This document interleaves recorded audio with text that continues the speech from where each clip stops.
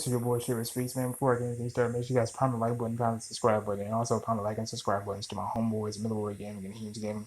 They do gaming, they do live streaming. Why didn't we catch a world when I'm kicking some ass alongside them? Okay, this is the season 4 finale of Supergirl, The Quest for Peace, and this episode was pretty damn lit from the very fucking beginning. We get pretty much like a flashback of last week's episodes, this last minutes. It's pretty damn lit, man. Lex has finally, pretty much got everyone in his hand. For the most part, he's manipulated everyone, and now even has the president thinking that Supergirl's, public enemy number one.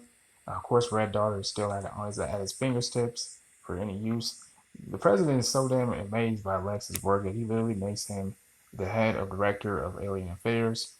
And that's when the attack happened. And just when that happened, man, just so much went down. I mean, you have Red Daughter failing to kill Supergirl, to which Lex actually ends up killing her, mind you, and he ends up saying, I can't believe you even trusted me.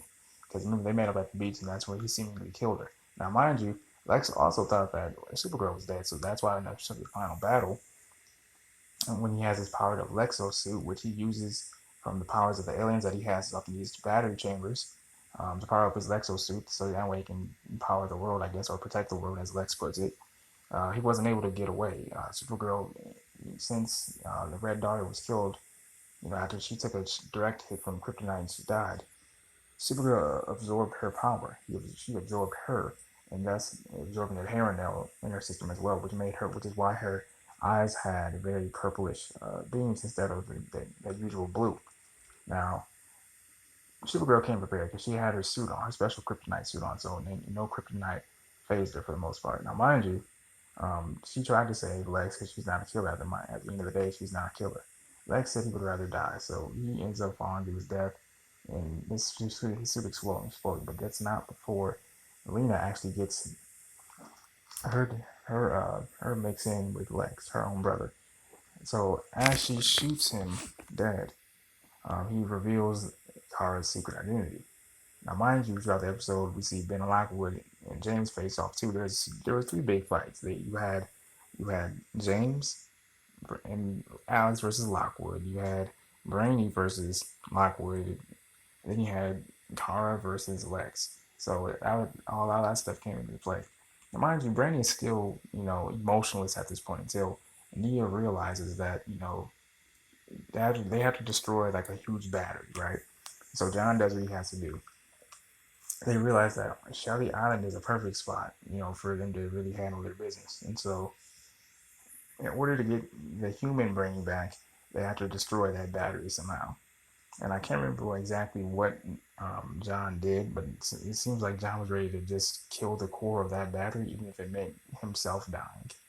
Luckily, John doesn't end up dying. Instead, he sees another Martian with the monitor, while the monitor sees Lex's corpse, maybe to resurrect him somehow. I'm not really sure.